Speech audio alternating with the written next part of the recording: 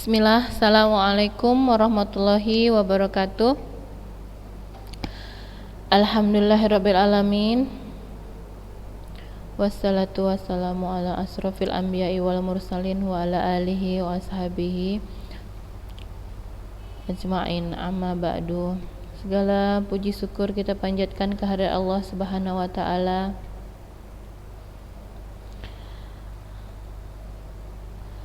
Syukur yang tidak terhingga sampai detik ini, sampai saat ini kita masih terus diberikan nikmat kesehatan ya anak-anak ustazah, untuk kita terus melanjutkan aktivitas pembelajaran kita.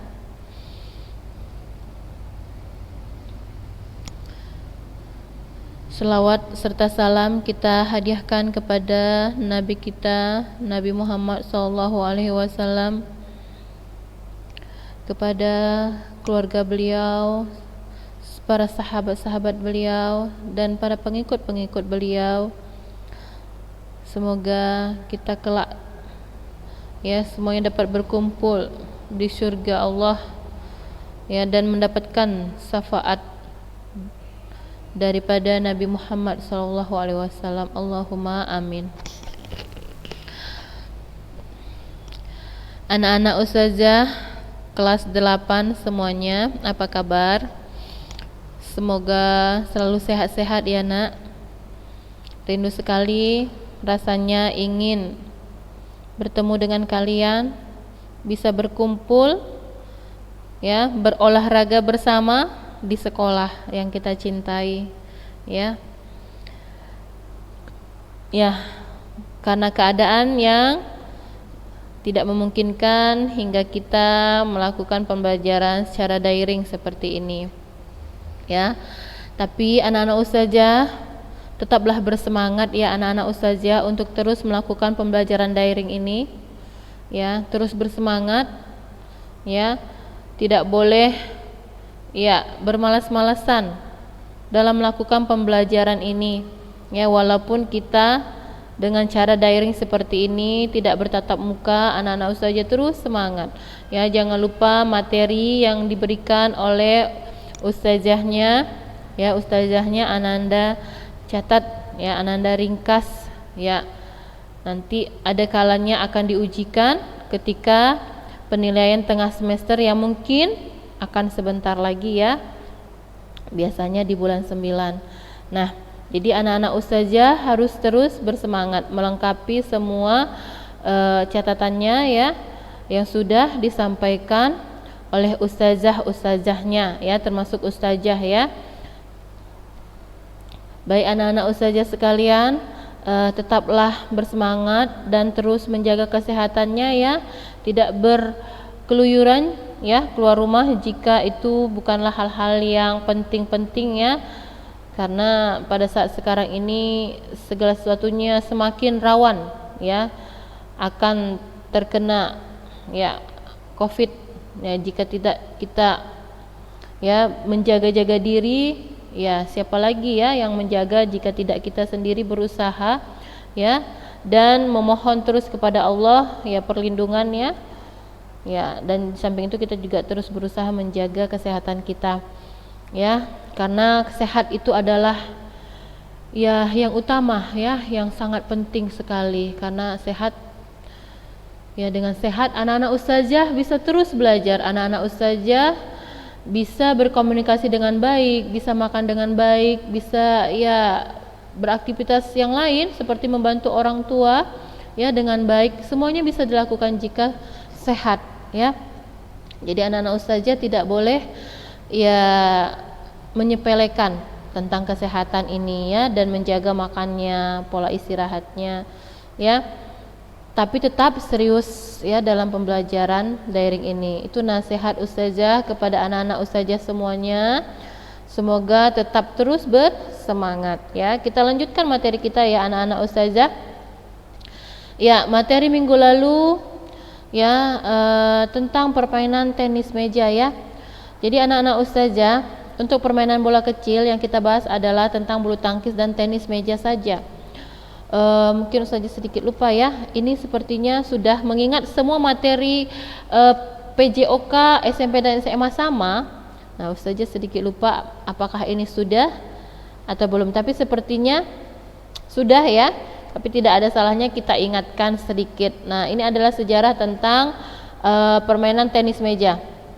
Ya, kita ingatkan sedikit ya, jikapun sudah ya. Jadi permainan tenis meja ini ya berawal dari negara mana? Negara Inggris. Berawal dari negara Inggris ya. Itu pada akhir tahun 1800-an. Nah, seperti itu ya. Itu yang perlu Ananda ingat tentang sejarah permainan tenis meja.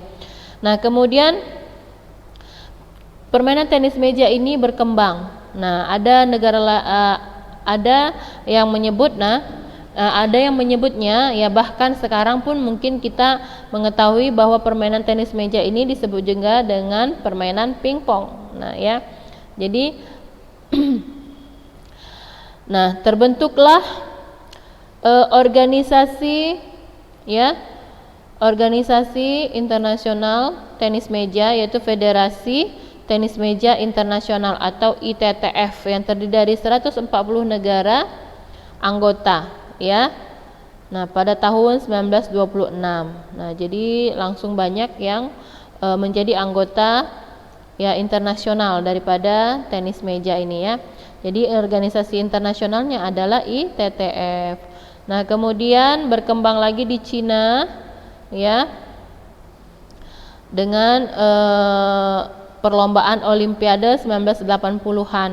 Nah, kemudian Indonesia juga tidak asing dengan istilah pingpong ya anak-anak ustazah, hingga terbentuklah sejarah tenis meja ya yang masuk ke Asia melalui Republik Indonesia yang mendirikan sebuah organisasi nasional ya, organisasi nasional di Indonesia namanya ya tentang permainan tenis meja ini adalah PPPSI, Persatuan Pingpong Seluruh Indonesia. Nah, ini nama organisasi nasional tentang tenis meja yang ada di Indonesia. Secara internasional, apa nama organisasi tenis mejanya?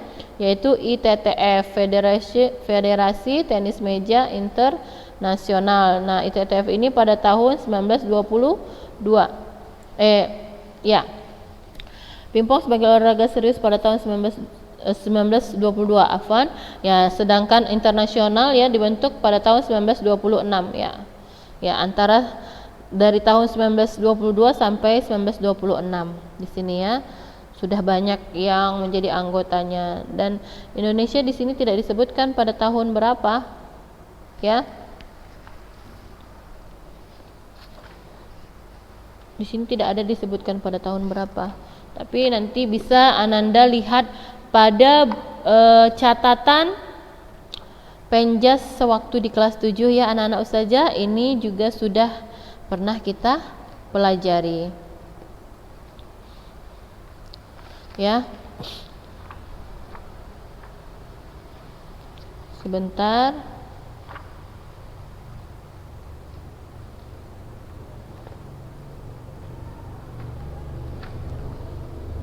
Baik, Ananda bisa membaca di situ ya, di buku ini yang ustazah jelaskan tentang sejarah tenis meja. Nah,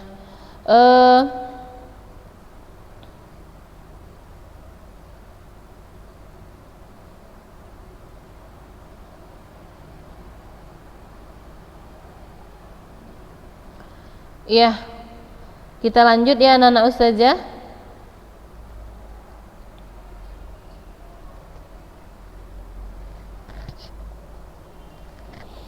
Kita lanjut, ini sedikit sejarah tentang tenis meja. Nah, pada tenis meja ini ada namanya ya gerak spesifik pukulan dalam permainan tenis meja. Nah, ini ada namanya gerak pukulan backhand. Ya, ini sudah ustazah jelaskan ya anak-anak ustazah. Ya. Kemudian ada pukulan service forehand. Ini juga sudah, forehand itu menghadap arah pukulan ya, cara memegang batnya. Jika tadi backhand, ini arah membelakangi arah pukulan ya, cara memegang batnya. Nah, seperti itu. Nah, ini sudah ya. Nah, ini juga ada service backhand. Nah, seperti ini caranya Ini juga sudah jelaskan minggu lalu, kita ulang-ulang sedikit ya. Nah, ini latihannya ya, untuk belajar memukul bola pingpongnya.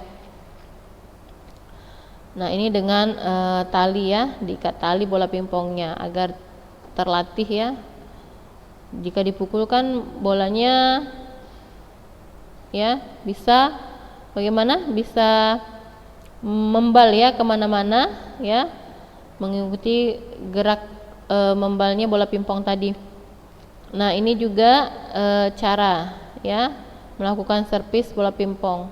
Dia harus membal dulu ke meja pemain ya, atau meja kita, baru menyeberang ke net, ke arah lawan. Nah, ini ya latihan juga cara melakukan servis. Nah, jika anak-anak ustazah punya meja tenis di rumah, silahkan berlatih ya. Dan bisa saja anak-anak ustazah yang sudah memiliki alat ini, anak-anak ustazah tentunya bisa mahir ya, karena sering mempraktekannya. Jika belum mempraktekannya, silahkan dipraktekkan ya. Seperti ustazah katakan minggu lalu, anak-anak ustazah bisa mempraktekannya ya, cobalah membeli bat ya, bat dan bola pingpongnya. Nah, minimal ya membeli bat dan bola pingpongnya, dan bisa berlatih di rumah dengan merapatkan meja yang ada di rumah ya, dan memasang tiang kanan kiri dan memasang seutas tali sebagai net. Nah, itu untuk berlatih di rumah jika tidak memungkinkan untuk membeli meja bola pingpong, karena memang lumayan mahal ya harganya. Jadi minimal anak-anak ustazah berlatih dengan membeli bat dan bola pingpong di rumah. Nah, baik anak-anak ustazah, untuk bola pingpong ini ya memang banyak sekali yang harus dipraktekkan. Di sini adalah semuanya gambar yang menunjukkan cara mempraktekkan bola pingpong. Nah, jadi anak-anak ustazah berharap berlatih di rumah dengan membaca teori-teori ini yang sudah ada. Jadi kita lihat di sini ada variasi gerak spesifik permainan tenis meja.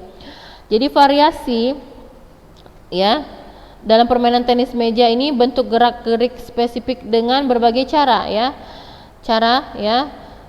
Variasi di sini adalah gerak spesifiknya dengan berbagai cara. Seperti apa gerak spesifiknya? Seperti pukulan servis forehand, backhand. Nah, seperti itu ya, servis forehand, backhand. Nah, dilakukan di tempat, bergerak maju mundur dan bergerak menyamping, baik secara perorangan, berpasangan maupun kelompok. Nah, jadi permainan tenis meja ini anak-anak ustazah ya, dia dilakukannya ya pemain tunggal, ganda ya, maupun ganda campuran ya. Nah, seperti itu. Nah, itu adalah bentuk pemainnya. Nah, adapun tekniknya anak-anak ustazah minggu lalu sudah ustazah jelaskan kan, tekniknya itu yang diperhatikan ya, ada 4. Yang pertama apa? Kita ulang sedikit ya. Yang pertama adalah cara memegang bat. Yang kedua, gerak langkah kaki, ya kan? Yang ketiga, cara memukul. Yang keempat, posisi ya, posisi badan. Nah, itu seperti itu, sama dengan permainan bulu tangkis ya tekniknya. Namun alatnya yang berbeda sedikit ya. Nah, adapun cara memegangnya ya sama ya dengan bulu tangkis, ada pegangan cara memegang alatnya itu seperti cara memukulnya ada pukulan forehand, ada pukulan backhand ya anak-anak ustazah. Nah, itu secara garis besar dalam permainan bulu tangkis maupun tenis meja ya.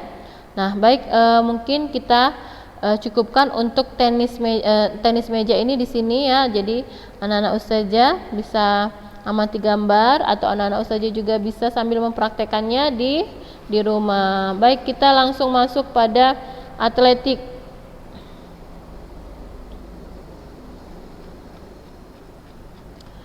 Atletik ini ya sudah ya anak-anak ustazah. Ya, kita ulang sedikit ya. Ya, pertama ya kita masuk atletik ya. Kita lihat ini ada sejarah atletik. Lihat atletik bab 3. Nah, pada olahraga atletik ini ya, yang akan dibahas di sini jalan cepat, ada jarak pendek, lari jarak pendek, ada lompat jauh, ada tolak peluru. Ada 4 ya anak-anak ustazah yang akan kita pelajari di sini. Tapi untuk jalan cepat mungkin tidak banyak ya. Dan intinya sekali lagi ini semua pelajarannya sudah pernah kita bahas di kelas 7 anak-anak ustazah. Jangan lupa ya. Dan begitu juga dengan catatan anak-anak ustazah bisa meringkaskannya ya per poin-poin saja seperti bulu tangkis dan tenis meja. Begitu juga dengan atletik ini ya. Sejarah singkat, kita lihat dulu sejarah singkat.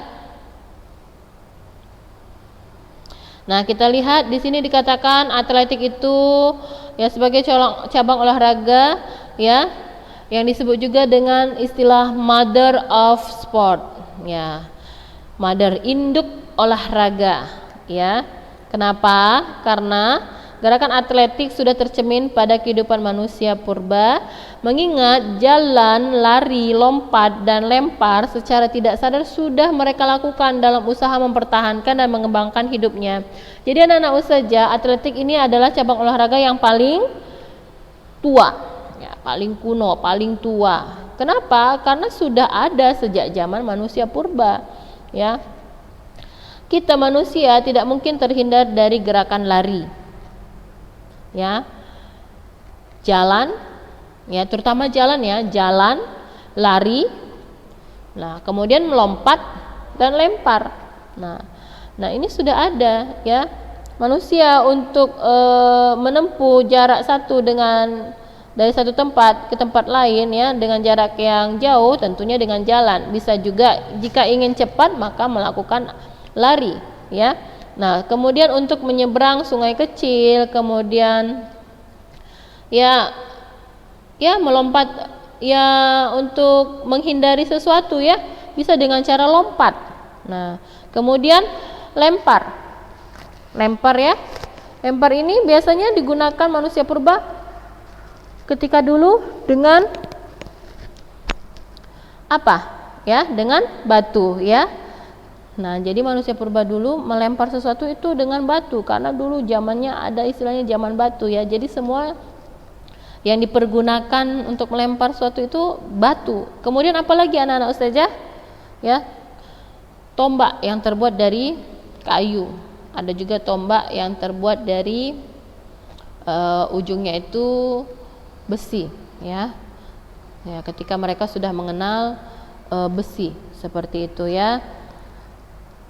Jadi anak-anak ustazah mereka melakukan lempar itu untuk apa? Untuk memburu hewan liar ya, hewan liar untuk bisa dikonsumsi. Nah, begitulah mereka cara mempertahankan hidup mereka ya pada zaman dahulu manusia purba. Ya, mereka dengan cara melempar, kemudian melempar bak itu wujudnya lemparan itu terbuat dari ya melempar itu alatnya adalah batu maupun ya kayu. Nah, seperti itu. Nah, itu sejarahnya.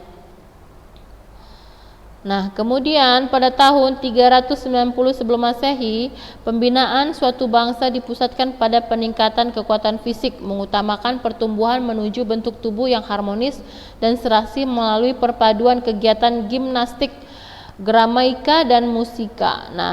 Nah, ini jadi berkembang ya.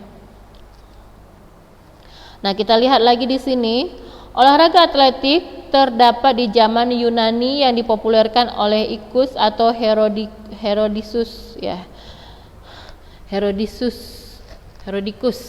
ya pada abad ke-4. Nah, pada masa tersebut kelima macam cabang kegiatan dikenal sebagai olahraga pentalon yang berarti 5. Sehingga setiap perlombaan selalu menggunakan istilah pentalon yang berarti 5. Maksudnya, setiap peserta wajib mengikuti kelima macam perlombaan. Homeros adalah seorang pujangga Yunani yang mencatat sejarah atletik pertama di dunia. Jadi, olahraga atletik sudah diperlombakan oleh masyarakat Yunani sejak Olimpiade kuno. Nah, kita lihat di sini ya. Macam-macam perlombaan yang dilaksanakan dalam Olimpiade kuno adalah pertama lari, lomba lari, yang kedua pentalon, yang ketiga lari cepat, yang keempat lomba jauh, yang kelima lempar cakram, keenam lempar lembing, 7 gulat, 8 parcration, ya. Ini apa anak-anak ustazah, silahkan ya bisa mencari parcration ini, ya. 9 tinju, 10 pacuan kereta kuda, ya. Kemudian juara perlombaan pentalon dinobatkan menjadi raja olimpiade kuno dan diarak keliling kota. Nah, seperti itulah anak ustazah ya pada zaman Yunani kuno. Nah,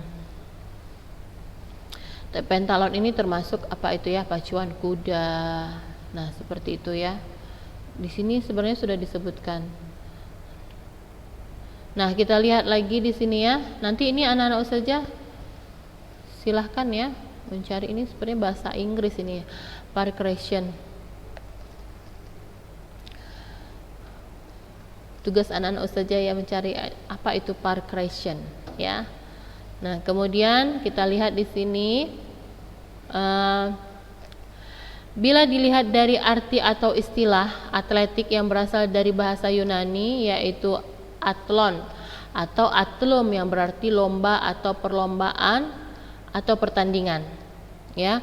Amerika dan sebagian di Eropa dan Amerika sering memakai istilah kata atletik dengan track and field. Jerman memakai kata leg atletik, Belanda dengan atletik, ya. Nah, seperti itu istilah-istilah atletik beberapa negara ya anak-anak ustazah. Nah, sekarang kita lihat pembelajaran atletik melalui aktivitas jalan cepat.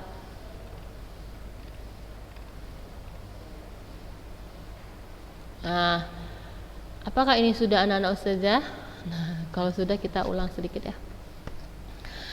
Ya, materinya sama dengan pelajaran yang lain. Ya, mungkin ada yang berulang ustazah sampaikan, tidak masalah. Biar anak-anak ustazah lebih ingat ya. Kita lihat jalan cepat ya. Jalan cepat ini jalan yang dilakukan ya dengan cepat dan kaki selalu menapak pada tanah. Ya anak-anak ustazah, kaki selalu menapak pada tanah dan tidak terputus dengan tanah. Nah, kenapa ustazah katakan seperti itu? Nanti berbeda dengan lari. Nah, lari ada kalanya kaki itu tidak menapak pada tanah, ya, karena ketika kaki tidak menapak pada tanah pada saat lari dan posisi badan juga itu melayang di udara. Nah, pernah kan ustazah praktekkan di kelas 7? Anak-anak ustazah tentunya masih ingat ya semuanya, ya, perbedaan jalan dan lari. Nah, kita lihat di sini gerak spesifik kaki jalan cepat terdiri dari fase topang tunggal. Ada gerak ya fase topang tunggal yang pertama, kedua nanti fase topang ganda. Nah, ini istilahnya ya. Kita lihat di sini ada fase topang tunggal. Apa itu? Fase menyiapkan percepatan dan termasuk persiapan untuk menempatkan kaki dari tungkai yang bebas. Fase ini dapat dilakukan dengan dua cara, gerak spesifik topang depan, gerak spesifik topang belakang. Ya, apa maksudnya topang depan? Nah, kita lihat caranya. Menempatkan kaki depan aktif dengan gerak penyiapan ke belakang. Fase penambahan sesingkat mungkin, kemudian lutut tungkai depan diluruskan, tungkai ayun melewati tungkai topang dengan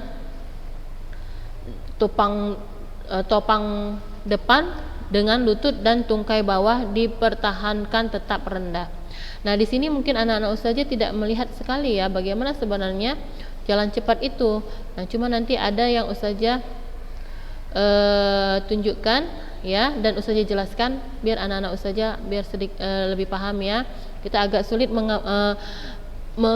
menspesifikkan sebenarnya gerak jalan cepat itu bagaimana jika melihat gambar ini. Ya, tapi yang jelas anak-anak ustazah perlu tahu bahwa ketika jalan cepat gerak tangannya seperti ini ya, posisi tangannya posisi tangannya seperti ini ketika kita mau melakukan lari. Ya, kalau lari bagaimana? Posisi tangannya seperti ini kan, membentuk sudut dan telapak tangannya dikepal. Nah, ya. Nah, di sini ada lagi fase topang ganda, yaitu perlunya mempertahankan kontak dengan tubuh setiap saat dengan prinsip dasar gerakan sebagai berikut ya. Nah, Nah, mungkin di sini anak ustazah bisa sedikit lebih jelas ya tentang jalan cepat. Gerak spesifik pendaratan telapak kaki.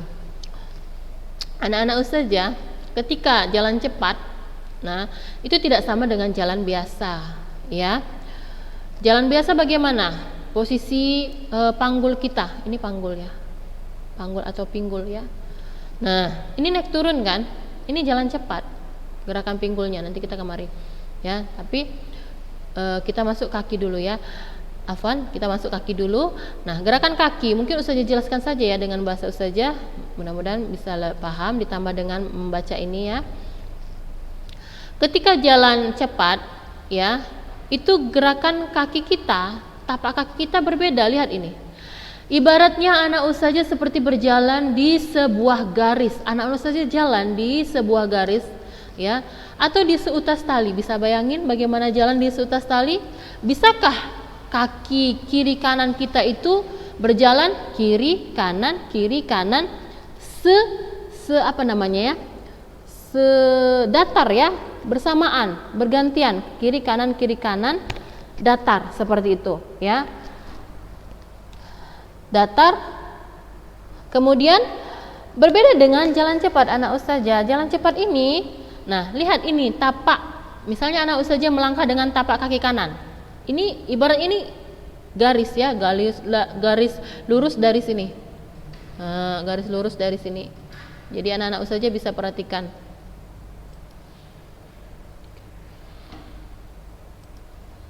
Ya, garis lurus dari sini ya. Nah, ini anak-anak ustazah melangkah dengan kaki kanan dulu. Nah, ini tapak kaki kanannya. Kemudian diikuti dengan kaki kiri. Nah, seperti itu, garis lurus. Ya. Nah, kemudian kaki kanan lagi menapak, kemudian kaki kiri lagi menapak. Nah, kalau kita berjalan biasa, nah seperti ini kan posisinya, misalnya seperti ini posisinya ya. Kanan, kiri.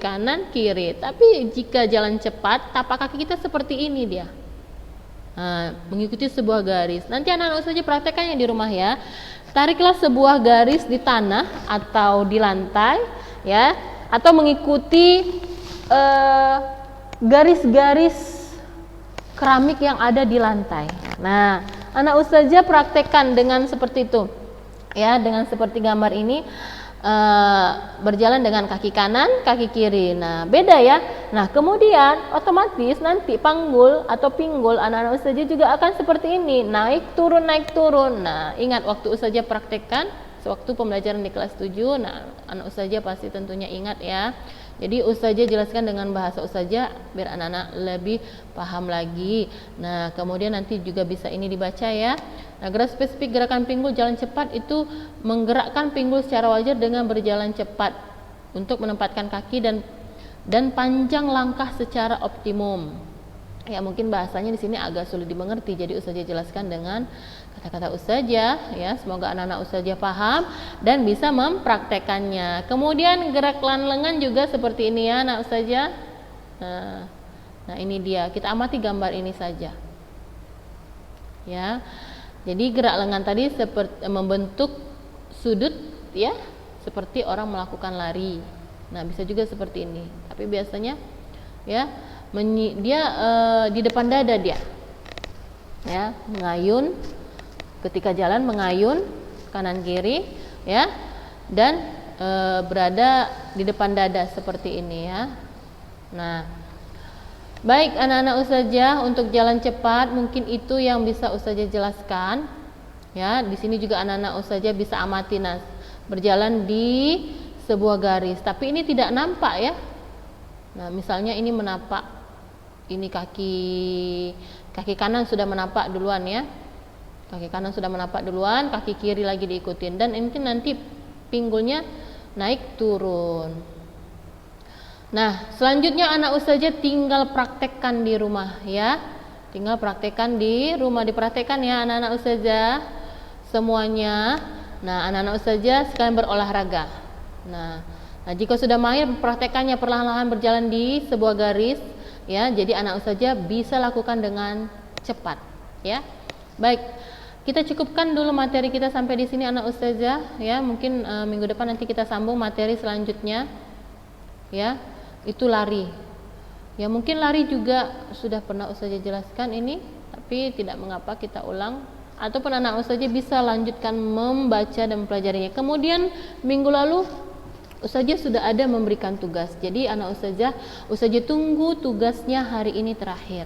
Ya, bagi yang belum mengirimkan silahkan mengirimkan. Nanti anak Ustazah itu sebagai penilaian ya, penilaian tugas bagi anak-anak Ustazah. Ya, baik, kita cukupkan sampai di sini. Kita tutup dengan doa kafaratul majelis. Subhanakallahumma wa bihamdika asyhadu an la ilaha illa anta astaghfiruka wa atubu ilaik. Assalamualaikum warahmatullahi wabarakatuh.